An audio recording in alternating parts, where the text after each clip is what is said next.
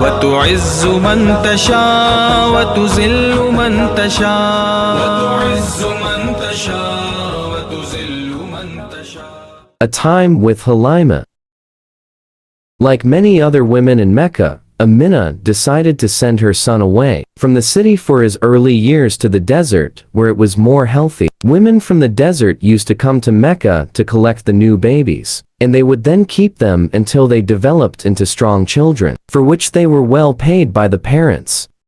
Among the women who traveled to Mecca to fetch a new baby at the time Aminah's son was born, was a Bedouin woman called Halimah. With her was her husband and baby son. They had always been very poor, but this year, things were harder than ever because there had been famine. The donkey that earned Halimah on the journey was so weak from hunger that he often stumbled. Halimah's own baby son cried all the time because his mother could not feed him properly. Even their she-camel did not give them one drop of milk. Halimah did not know what to do. She thought to herself, "How can I possibly feed another baby when I haven't got enough milk even for my own son?"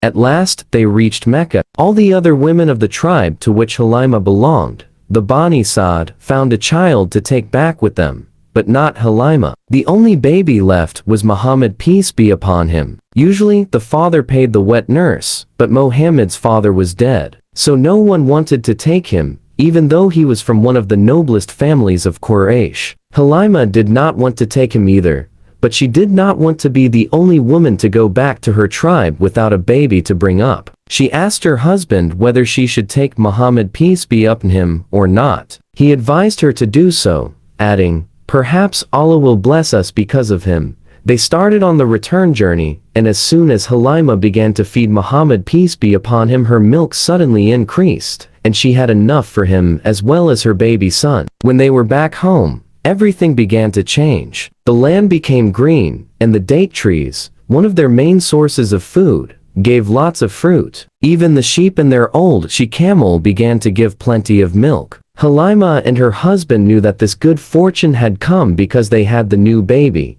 Muhammad, peace be upon him, whom they had come to love as if he were their own son. When Muhammad, peace be upon him, was 2 years old, Halimah took him back to his mother. She pleaded with Aminah, however, to let her keep him for a little longer, and to her great joy the mother agreed. During his time with Halimah's family in the desert, Muhammad, peace be upon him, played with her children, and together they would take the sheep out to graze. At other times, however, Halimah would often find him sitting alone. It is said that on one occasion, 2 angels came to Muhammad, peace be upon him, and washed his heart with snow. In this way Allah made his heart pure, for he intended Muhammad, peace be upon him, to be greater than any man ever born, and to become the seal of the prophets. When Halimah finally took Muhammad, peace be upon him, back to Aminah, he was a healthy, strong boy. Later, he would look back with joy on the time he had spent with Halimah, and he always thought of himself as one of the Bani S.A.W.